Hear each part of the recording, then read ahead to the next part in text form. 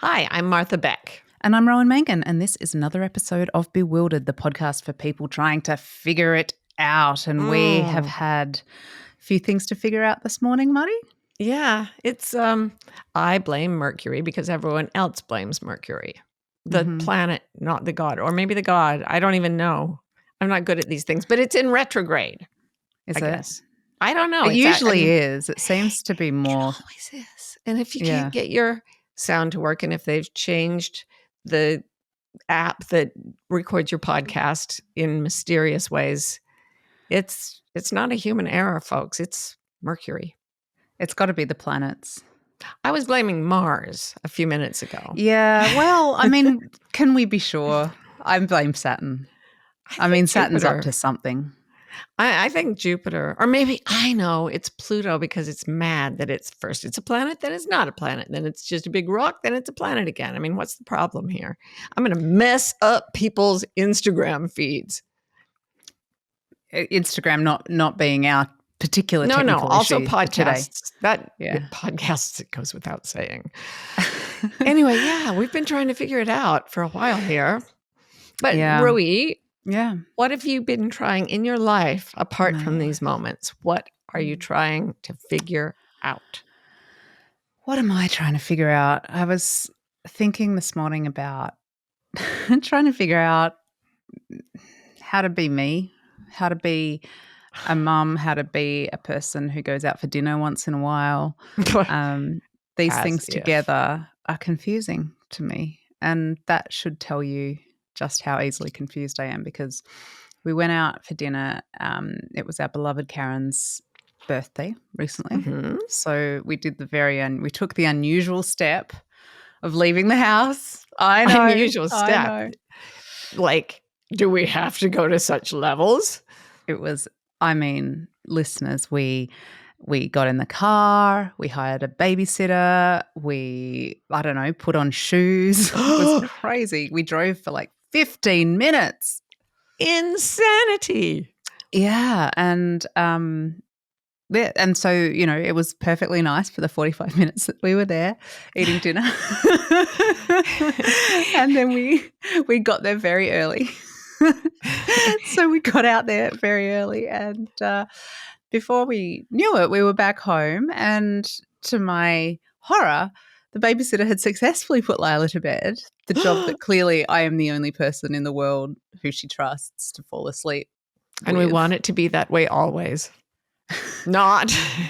She'd just happily gone off to sleep, and I had thought that with the early dinner and the rushing home, that I would be able to, just do that last little bit of good night. I miss my baby. Yeah. But no, she didn't care. She was fast asleep. And then you said, it's okay. She'll sleep through it. You just go in and, you can just commune with her for a little while she's asleep. And I was like, you don't think I'll... Because you always sit by her low bed and stroke her hair and everything. And it's nurturing both ways when you've let me do it once. It nurtures the adult as well as the baby is my point. Yeah. So Karen was terrified she'd wake up because we wanted to watch our TV show. And the excitement of our lives. No, right? And it was Karen's birthday, but you overruled her, said go in for 5 minutes, it'll be fine. So I went sneaking into the sleeping child's bedroom. With my little hands in front of me, the way you do when you're sneaking. I don't know if that... I don't know if kind of a giveaway. You would not make a good pickpocket, my love. Yeah, that's hands true. up going... Nobody will notice that. And I can't do it without actually making that sound effect as well. But somehow the baby didn't wake up even though I was doing that. And I sat down in the dark next to her bed and I could hear her little breathing. It was so nice. And I just started to stroke her hair. And you were right, Marty. I mean, it was very soothing for both of us. I assume for both of us. I did start to calm down. She's alive. She's fine. After a few minutes, though, like I'm sort of thinking, what did we give her for dinner tonight? Because her hair feels like it's got kind of, I don't know, like she sometimes puts some dinner in her hair. No worries. I was like, it's a bit sticky and sort of coarse. What would make her hair go coarse? from dinner. And I'm like, no, I mustn't. I don't know. It's nothing. Keep stroking. And then finally I was like, what is that hard bit on her head? And it was horrifying. I couldn't figure out what was going on. And so I look over and Marty, on her head is a little plastic eye. No. Yeah, looking up at me. And I suddenly thought, oh my God, my baby is gone. It's the stuff of horror films, that. I had been stroking a monkey. Not a real monkey. That would be our daughter. I had been stroking a stuffed monkey for 5 minutes at that point. Just stroking gently, lovingly. Stroking Joshua the stuffed monkey, a memoir. That sounds so wrong. I know. Doesn't sound like what it is meant to sound Stroking like. the stuffed monkey, a porno.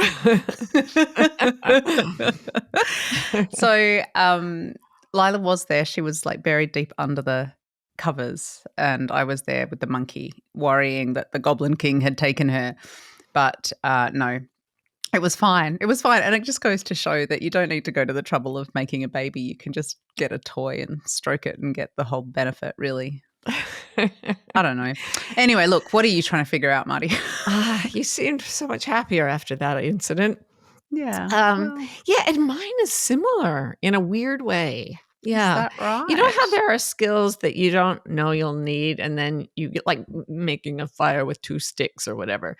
And you're in a situation when you need to do it, and then you wish you'd practiced. Like a survival situation. Yeah, and there's a skill that I feel that I'm starting to see is going to be part of my life, and I have not given it enough time, and that skill is shaving animals. Shaving animals. Shaving animals, yes. Consensually? Just no, like, you hold them down. Jump them in the woods, hold them down, and shave them. Wow. Weird. It's good for them. Global warming. They need to be warmer. Cooler.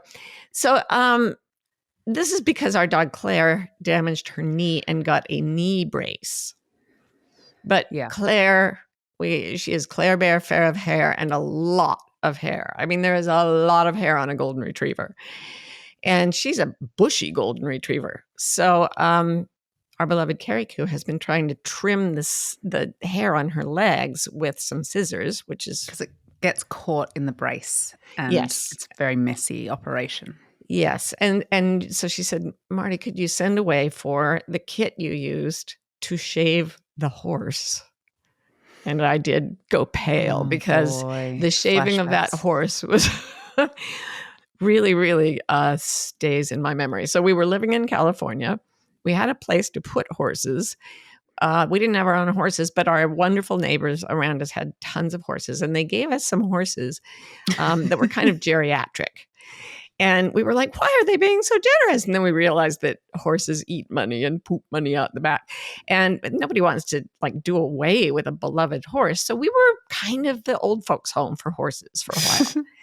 And there was a horse called Buddy. Oh, Buddy. What a wonderful animal. Such a sweet horse. And he had something called Cushing syndrome, which causes the horse's hair to grow bushy and curly. So imagine a really furry horse, like a horse that is furrier than anything you could imagine. Oh, Buddy. Oh, Buddy. He was so sweet. And it came to be summer and it was hot. And I saw... He sort of looked a little bit like Slash from Guns N' Roses, if you have that visual. I got nothing. She hasn't got it. That's Give right. me something from Mormonism and I'll know. Is there no bushy horse symbolism in Mormonism? I don't know. There probably is. I'll hear from listeners. So anyway, I got this shaving kit through the mail to shave your horse. I saw that the other people were shaving their horses' midriffs to keep them cooler. So you went to shaveyourhorse.com? Yes, I did. And I got these clippers and I went out and I put Buddy in the place where you put them. Oh, I see. No, it's just a place in a barn where there's a little rope on each side and you clip their little bridle to the 2 ropes and they get to stand there and be groomed. And if you're gentle and caressing, they learn to love it. So Buddy was just fine. And I turned on my clippers and I began to shave. Was it a little bit like the soothing feeling of stroking a stuffed monkey? Not at all. Really? It was how so? It was how like not? trying to use a weed whacker in a forest, a really thick jungle. It was like the clippers were going, and Buddy was so hairy, and I kept shaving and shaving. Now, there was no way to hurt him because the clippers won't let you hurt him, but I was shaving away. I had a huge garbage can there for the hair. Buddy's hair filled that up in like seconds. And I had to go dump it and bring it back and fill it up again. For the first time, I realized why people could make horsehair beds in the olden times. Because you could have made several beds from one horse here. And I shaved. I shaved and I shaved. I mean, for hours I shaved. Poor Buddy.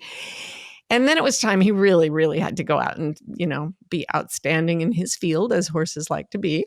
Mm-hmm. And so I had to unhook him and lead him out to pasture.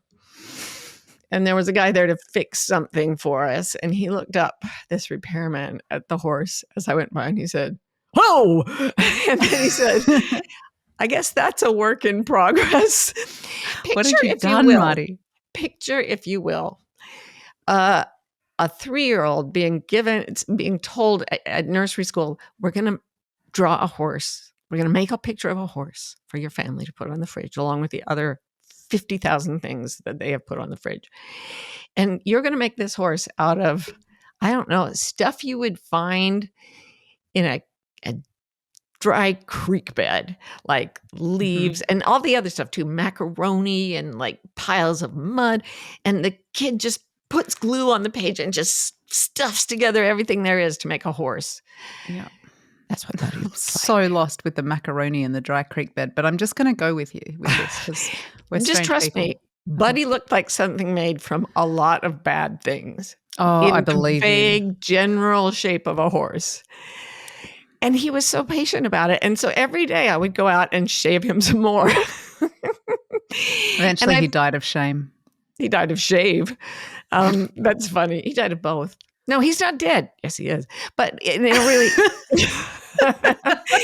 in a way that is gentle and good. And if you're not, gentle listeners, Buddy had a happy life and a great, easy death. And I'm sure he's running around horse heaven and he's all shaven there. God shaves him the right way. Anyway, I did get him down to skin level. I got Buddy shaved, but it took me like a month. Wow. And now I'm having to shave Claire. Mm-hmm. And I'm not any better at it, not one bit better. And I'm like, why did I not stop and say, this incident is clearly sent to me by the universe to say it's time to up your animal shaving game. It's a thing you'll have to do.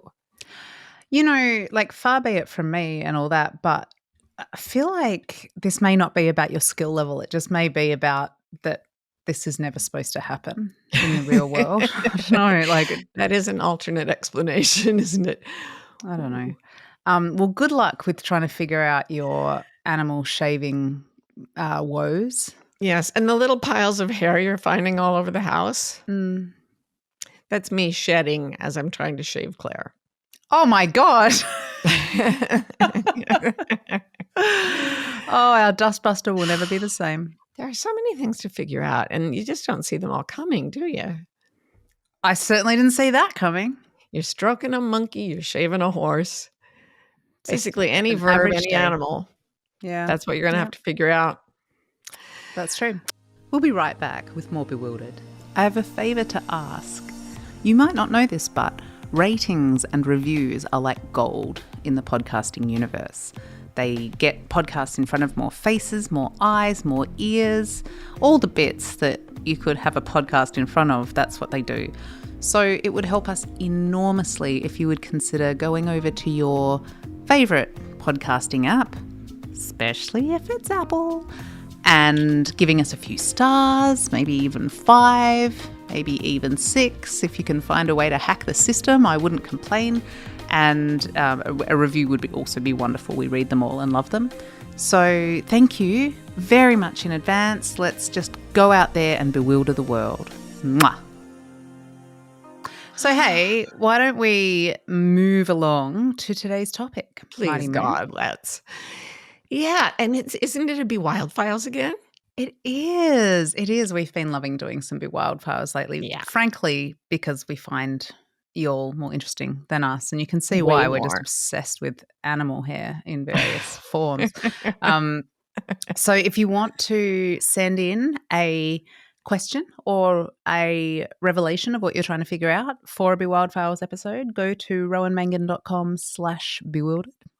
And there you will find detailed instructions on how to do it. And today we're hearing from Kathryn, who has a question about balance. Hi, Martha and Rowan. I absolutely love the Bewildered podcast. Thank you for considering my question. I'm wondering about balanced living. I tend to live in the extremes.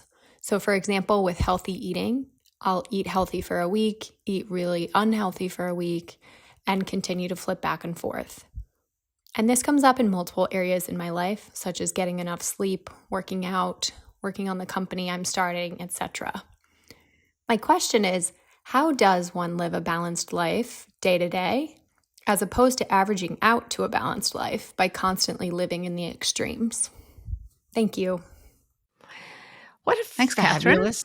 Kathryn is wonderful. Hello, Kathryn. Thank you so much for this question. And it's kind of there's a lot in there. Like, let's unpack it just a little bit here. Yeah. So I think, I'm guessing that what Kathryn's getting at is that she feels like there's a problem in these extremes that she's talking about, as she puts it, the flipping back and forth, even though from what she's saying, it does average out okay.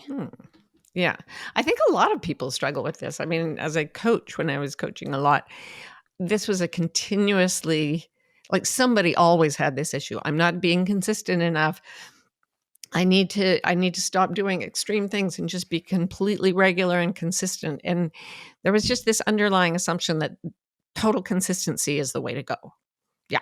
Yeah. Yeah. And I think that, it's not that surprising that that we get this kind of messaging, because I think it's there in the culture, right? Well, I mean, what would you say the culture says about this topic? Oh my gosh. Like, we always end up coming back to the whole factory thing, but it's not just the factory idea. It's the whole mechanistic, materialistic, productivity obsessed culture. Things are supposed to be driven regularly on a daily or weekly basis. It's very much according to the calendar, which, if you think about it, is kind of odd. Like, why should you have to do something every single day the same amount? In a factory, that's how you maximize productivity. So we try again to mimic factories. Yeah, it's like the productivity culture is such a powerful force, right? Everything has to be perfectly measured out. This many hours of sleep, and you've got all your apps, by the way, to check this now. This many hours sleep, this many hours exercise, meditation, socializing, protein, carbs, fat, recommended daily doses of everything. 8 glasses of water, which someone just made up, by the way. There's no science behind that, but just everybody does 8 glasses of water, no more, no less. Sounds very smart, though, when you think about it. 8 glasses. Yeah. Mm-hmm, definitely. And I think the idea is that this maxes out your performance in some way. Like, if you do something every day, you can master skills like shaving a horse. You can acquire. You can do it. Like, the fact that it's happening regularly means that you're going to get more and more and more and better and better and better. And if the productivity drops off, everybody panics. This isn't going to be great. So yeah, it's really, I don't think anybody can do this, but we all end up thinking we should. Yeah. Yeah, it's funny, isn't it? Like I have this image in my head around this stuff that's like the person who gets up at 5 a.m., off to the gym before work, quick shower, and they've always got – I always wonder how they carry all this stuff, and they probably use cycling to work, got all their gear, got the, salad for lunch at your desk, quick drink with a friend after work, home to cook a like chicken stir fry. Oh, very healthy. Lots of veggies that you got at the farmer's market on the weekend. There for your kids, there for your partner, always cool and collected and producing goodness in every moment. Yeah. Equal measure every day. Yeah, and I've heard you do this so many times. Like you will knock out some amazing bit of writing on your novel, or you'll do something phenomenally great for Joshua the monkey. For Joshua. Gave him the best head massage of his goddamn life. Or like everything will be beautiful. You'll go through a phase of decorating things. You'll redo your room and it looks amazing and you get all these arty things and you've created all this beauty to live in. And then just as you're about to rejoice, you're like, oh my God, I haven't been cooking enough. Oh my God, I haven't been taking Lila to the park enough. Oh my God, I haven't been doing something enough. And there's always something that you've let go. And I'm like, dude, you're operating 24/7. How could you not let go? Like, yeah, you do this a lot. You've been a bit like that recently with your painting. I think you've been going through a bit of a that's kind of different. My whole premise. Okay, all this mechanistic, time measured, like equalized stuff is very left hemisphere. If you're talking about the brain. And yes, I know it's a generality, but it's a generality that works. Yeah. So I decided I was going to let the other side of my brain take over for a month, right? And just see what would happen if I let myself go. And what happened is a time of incredibly extreme focus on just a few things. I have always loved to paint and draw, and I've always tried to do a little bit every day. And there's no reason for it. Like, I'm not a professional artist. See, there the culture comes in. You're not a professional artist. You shouldn't be painting every day. You should only do that on the rare days when you've taken a vacation or there's, or somehow. When you've finished all your real work. That's right. In all the oceans of free time you have after you've been performing regularly at all these other things. So what happened when I let myself was that I went into a period where I can't even talk about it very well because I wasn't in my verbal brain. I became like a massive set of eyes. I just was absolutely riveted by the process of painting and by getting my body to do it. And something called deep practice, where you look at somebody who's really good at something, which now I can do online, right? Watch these supernaturally talented painters. And then I would be so obsessed with trying to create that. And it wasn't like, I have to get this done. It was just, wow. And I ended up getting up at 4 a.m. and working all day. And people would talk to me and I'd just look at them blankly as if I didn't speak English, because at the moment I didn't. And I learned so freaking much. My art just was like on steroids. I learned so much, but it looked really, really extreme. And I'm not sure what to do about it. I think that this is a very convenient story. The hypothesis, I'm going to test it. Oh la la, yes, so this brain and not the verbal brain, and let's see what happens. What I saw from my side of the fence was you got obsessed. I was obsessed. And that's fair. You completely disappeared into your art world, sucking away on your paintbrush as you do, as you're teaching our daughter to do. I thought you were saying that I sucked as an artist, but you literally mean I put my paintbrush in my mouth. You put your paintbrush in your mouth. No one knows why. We're not interested in why you suck on your paintbrush. So tap it to my lip. But you're very good at painting. You don't suck at all in that department. Okay. But yeah, it's an obsession, and it's very convenient for you to have this beautiful story about the experiment and everything. But what I saw was you getting sucked it's all about sucking. And yet you don't suck as an artist. It's amazing. Getting sucked into the need, an absolute need that I don't think is as easily explained by the mind as I was conducting an experiment. I think that's actual bullshit. You know what I think is? That's something you've built retrospectively afterwards to justify it. In my defense, I constructed it prior to the event, but you're absolutely right. It's a cultural cover story. Yeah. It's a way to say it's okay to paint for a while because I have this thing about brain hemispheres that I need to prove for the book I'm writing. My publisher, rah, rah, rah. Rah, rah, my agent, rah, rah. And really, I think my soul was starved because that's what it was like. It was like being at a buffet table when I'd been absolutely starved. And I could not satisfy the appetite for painting until it ended up being more like 6 weeks. And now I'm trying to taper off. Well, I mean, but it's interesting because it's like, it's such a great example because to me, painting is not something that really fits our, start it, finish up work by 4:45 and then you can paint till 5:30. It's not really that sort of thing. And I just wonder, how could that have served you? You were talking about how much you learned. Like, how could it have served you to do this, 40 minutes a day or 35 minutes a day after you did the gym and the stir fry? Like, it doesn't make sense to me. And so I'm sort of, to sort of think about Kathryn's question again. Yeah.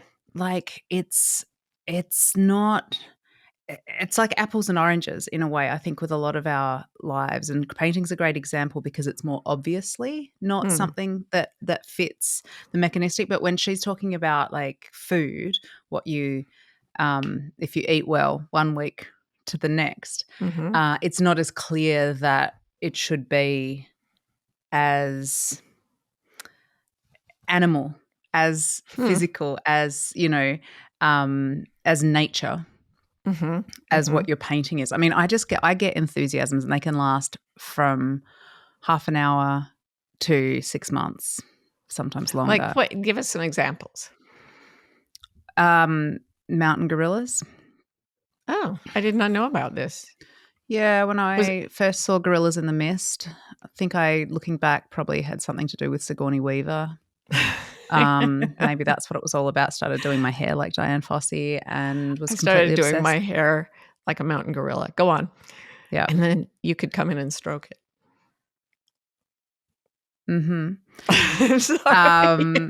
So many directions I could go with that. So yeah, and or I'll just, I have periods of time that is months where I'm getting up and writing early in the morning and then I just can't.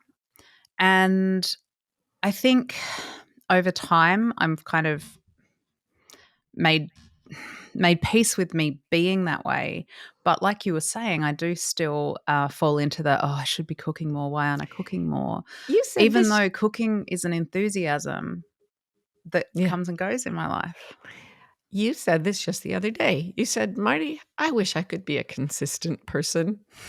Yeah. You said that. And I was like, oh, yeah, I really understand because it would make your life so much easier. But mainly the difficulty comes from how much you blame yourself for not doing everything consistently and for having these enthusiasms that sweep you away, Yeah.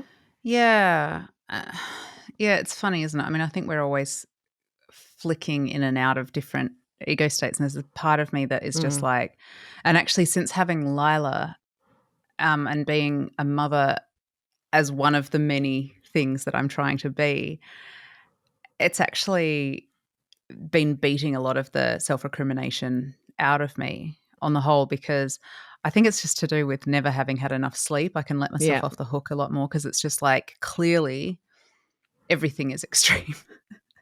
Everything is extreme now. So, consistency is a pipe dream. I'm glad you can forgive yourself because there are a lot of people who can't. A lot of people who they add a child to the mix and their life becomes overwhelming and they just become more angry at themselves and more self-blaming and they try harder and it doesn't work. And then the kid is caught in that mix of anxiety as well. Well, even I think even like the part of you that can forgive yourself and the part of you that judges yourself, I think we even flick between those identities. Oh, that's such a good point. Yeah. Know? It's just there's no consistency. There's no consistency. There's no such thing as consistency in the world. So how do we figure it out? How do we figure it out, Marty? Well, I have it completely figured out, and I'll tell you all about it. I don't have it figured out, but I'll tell you what I do think in a minute. So how do we figure it out? The problem of extremes and how to balance them. Well, the first thing that I thought when we took this question on board was that nature does not calculate balance that way. Like what happens every day? Is it the same all the time? Yeah. It doesn't do that. Yeah, I mean, it's the obvious thing is the seasons, right? Like if everything was balanced and consistent, every tree would have, like every deciduous tree would have a third of its leaves on it at any given time, right? Something like that. A quarter of its leaves on in each season. See, I'm in a very natural space, and I don't calculate that sort of thing. when I'm here, hey, you can be all like in your culture with your fractions and whatever. Not me. I'm just like some. Nature has some. The math of nature is chaos, actually. And so there's no such thing, and chaos creates beautiful pattern disorder, but there's no such thing as an average snowflake, right? There's no such thing as an average raindrop. There's no such thing as an average tree. There are no average times in our life. What is your average sleep? What's your average asleep? You don't even know. I just read a thing that said people used to sleep twice every night and get up for a while in the middle of the night, and it went on for thousands of years, and then we just stopped. Yeah. We got distracted by sleep. So it happens to me every day. Regularity is not the norm in nature, is the point. I saw this great tweet recently, and then I couldn't find it again to cite it properly, so apologies for that. But someone was saying, it's winter and I am a mammal. So why am I being expected to produce at a level of summer in the winter? I'm supposed to be hibernating right now, or at least very low activity. But no, there is no, like in the culture, there is no winter, summer. Doesn't exist. Same every day. Same every day. It's always the factory and the conveyor belt. Yeah. And in nature, it's the flow. It's the big and then the little, and it's the intense and the extreme. And then there are times when everything goes along, but not very often does it regulate. I remember when we were in California again, there was a bad drought. How was Buddy? Was he okay? Buddy half shaven, not good. Half a perm. Deep shave. Perm on the left, shaved on the right. That's how I do my hair now.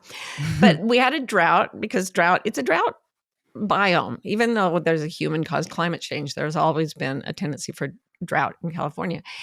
And then the drought ended. We had a rainy year. And the year after that, every year they have what's called the acorn rain. We lived in an oak forest. So 20 species of oak were mostly the vegetation. And there's this time when they all drop their acorns at about the same time.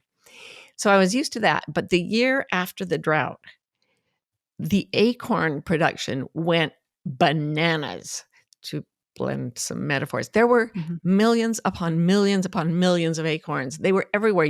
They literally carpeted the ground everywhere. And each remember the feeling of like when they were all falling on the roof, and you used to call it the acorn rain. Like it would just like they would a wind would blow through the trees, and it was just like.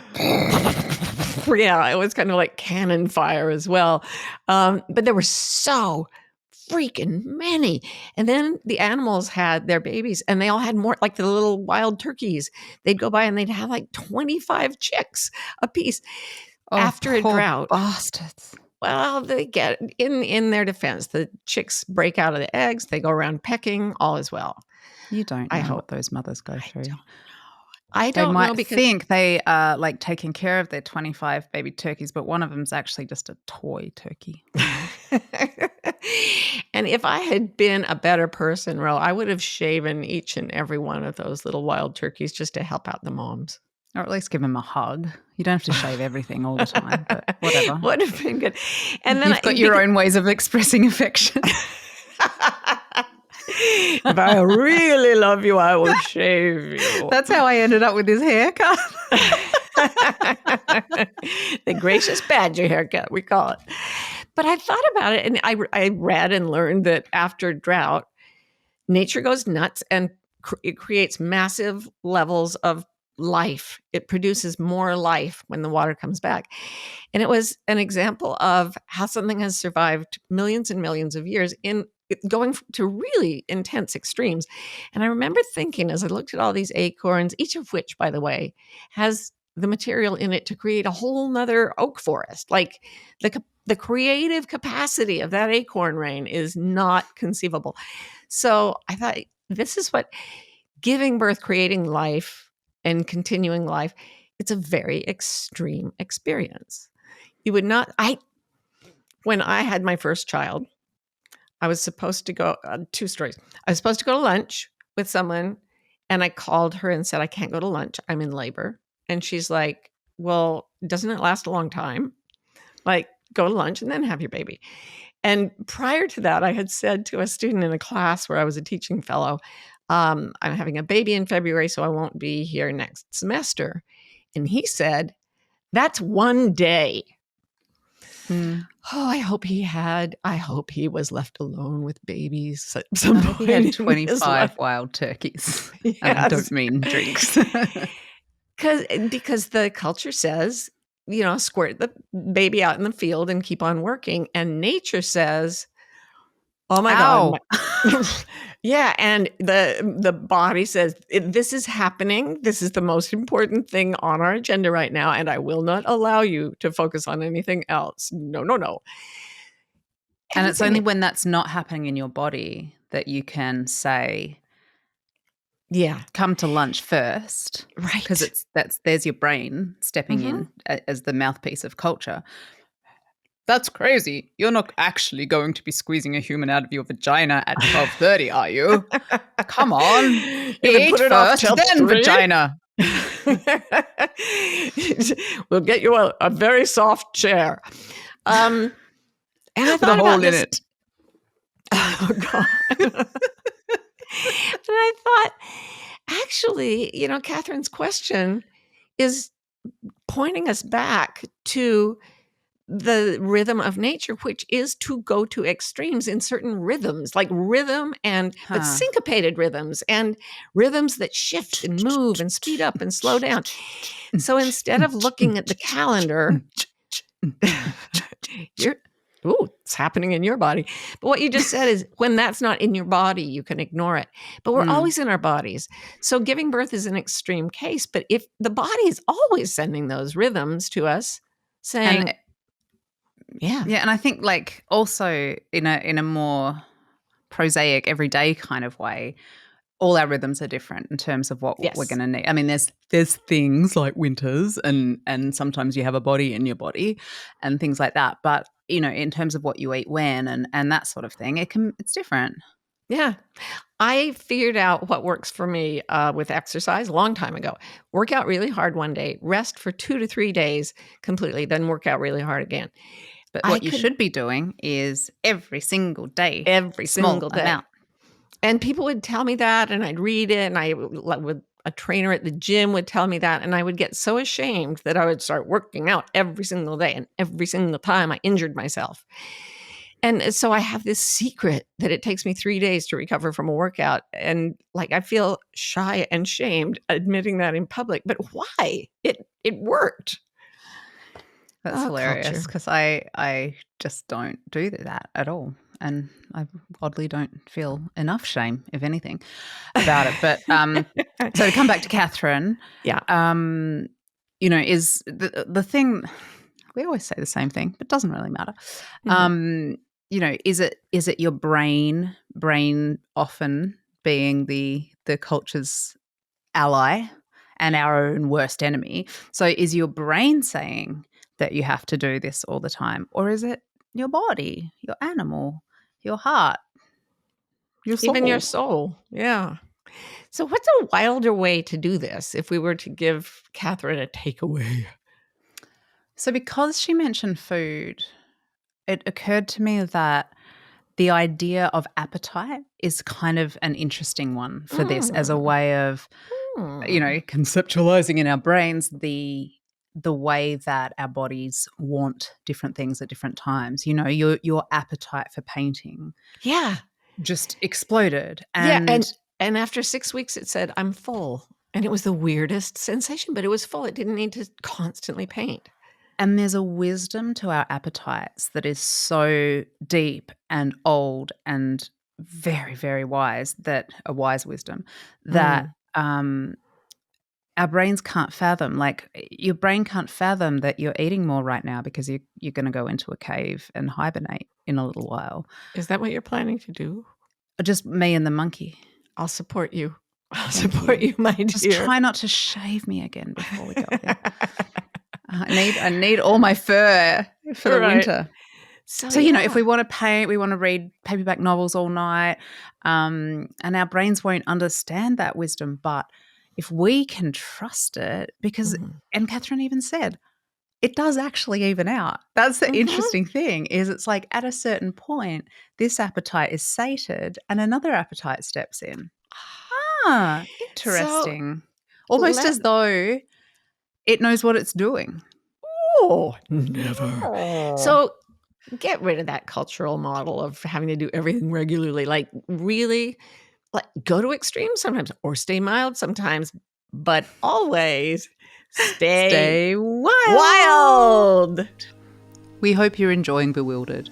If you're in the USA and want to be notified when a new episode comes out, text the word WILD to 570-873-0144. We're also on Instagram. Our handle is Bewildered Podcast. You can follow us to get updates, hear funny snippets and outtakes, and chat with other fans of the show. Bewildered is produced by Scott Forster with support from the brilliant team at MBI. And remember, if you're having fun, please rate and review. And stay wild.